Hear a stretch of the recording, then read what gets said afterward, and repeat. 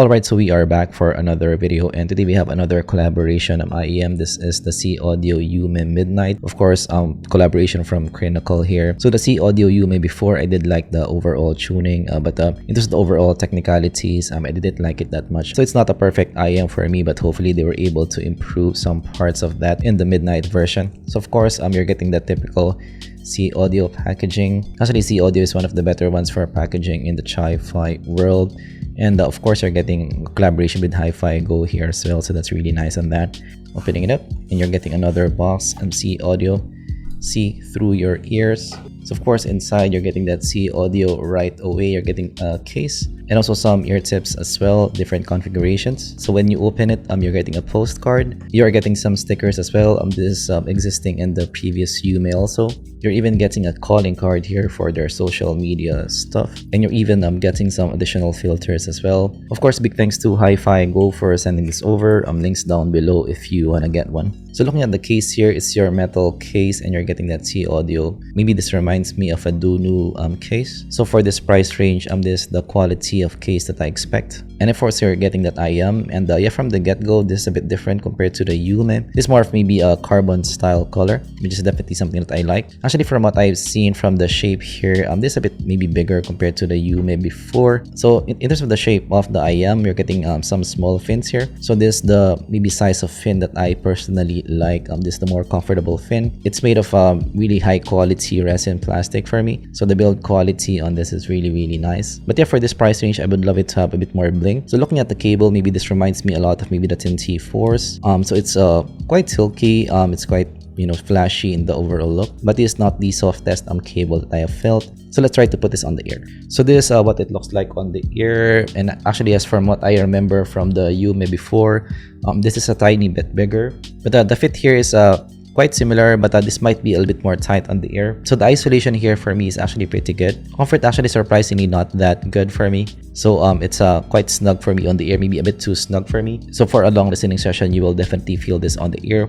But stability for me on the ear is really good on this. This will stay on your ear because of that fins, and because yeah, the insertion is actually quite good on the ear. So for some live monitoring, this will stay on your ear nicely. So let's try to listen to some tunes and measure it, and let's try to figure out how this sounds like. So we now did some measurements on the Midnight, and yeah, some parts of the spectrum I kind of expected that you're getting maybe a bit more 12K, a bit more top end in the mix. And also the bass region as well, very similar compared to the previous Yume. But what I didn't expect is you're getting less of that 5K and also maybe 8K in the mix. So from the get-go, compared to the previous Yume, this has a bit more maybe sizzle on top. So definitely that maybe 12K extension is a bit more heard compared to what you're getting with the SeeAudio Yume. And actually for me, that kind of translates to having maybe a slightly more lively sound, which is what I'm expecting for the Midnight, because you're getting a lot more treble energy on top. So like for example here in I Shot the Sheriff, so the cymbals has a bit more maybe energy on top compared to maybe what you're getting with the previous Yume. It's also maybe more V to the ear compared to what you're getting with the Yume, the previous version. So maybe this is a little bit more lively version of what you are getting with the previous version. Maybe in the overall presentation as well, this has maybe a little bit more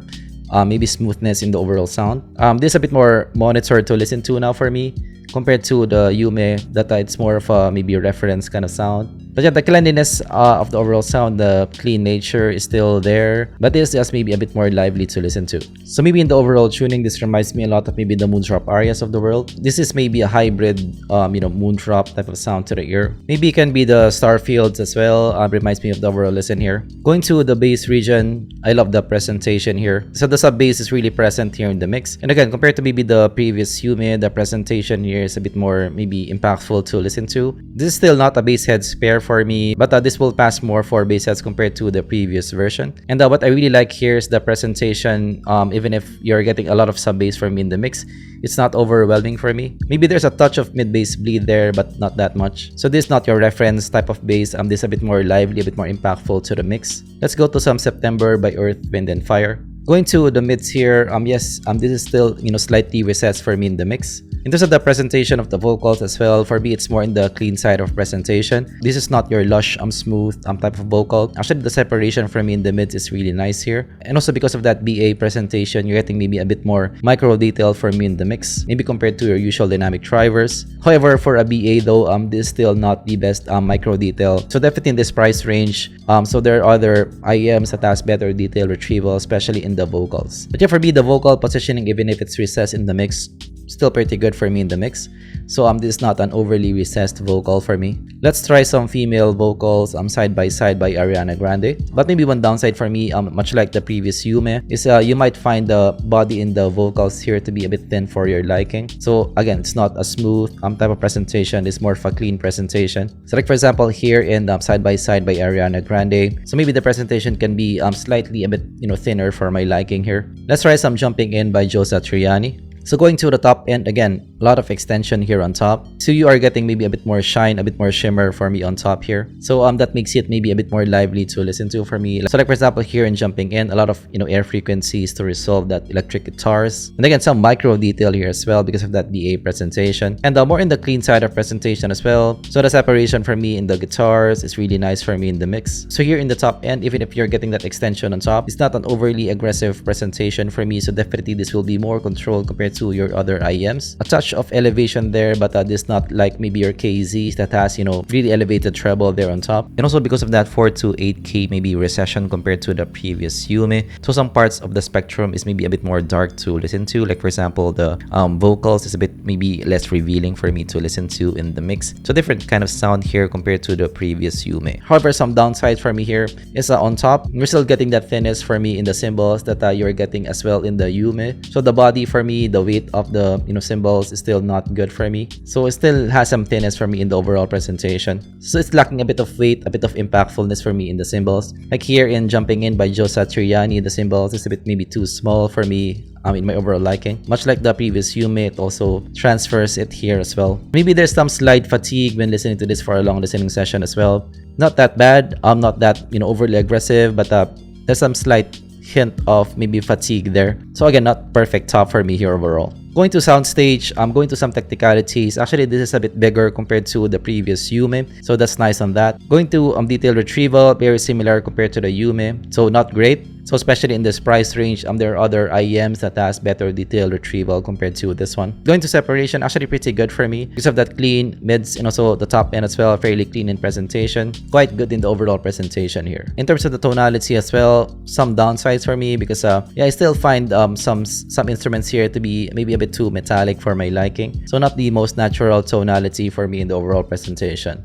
So comparing the Midnight to the original Yume, so the Midnight will have a bit more bass for me in the mix, a bit more prominent sub bass, a bit more lively to listen to as well. The vocal part of the spectrum is a bit more recessed in the mix for me, and you are getting a lot more shine for me in the Midnight over what you're getting with the Yumes. But the soundstage for me is a bit bigger in the Midnights, and maybe the separation as well is a bit better for me in the Midnights in this regard. And the bass as well, the weight of the bass is more prominent for me in the Midnight. So definitely the Midnight is more monitor type of sound. The original Yume is more of a reference kind of sound for me on the ear. So both of these have still that SeeAudio qualities to the overall sound. The original Yume is still gonna be a bit more maybe reference kind of sounding, a bit more relaxed to the ear. The new version, the Midnight, is gonna be a bit more lively for me to listen to. So for me, between these two, actually you can keep this both in your kit, provide you a different sound to the ear. So actually for me, the Midnight, if you rename it to a different maybe IEM, it will be okay for me. So it's not necessarily a direct upgrade for me. This is more of a side grade. So it will just depend on your preferences here. If you like more of a reference sound, go for the Yume. If you like more of a aggressive kind of sound, a bit more musical type of sound,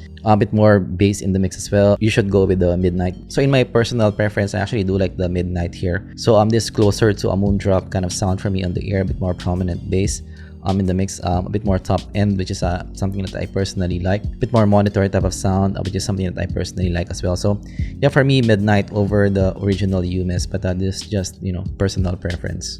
Next, comparing it to the Moondrop Starfields, which is one of my channel favorites. So first, there's a lot of similarities for me in the tuning here and in the overall sound as well. So both of them have that ample sub bass for me in the mix, and also that treble extension on top. However, the Starfields for me first is a bit more smooth in the overall presentation.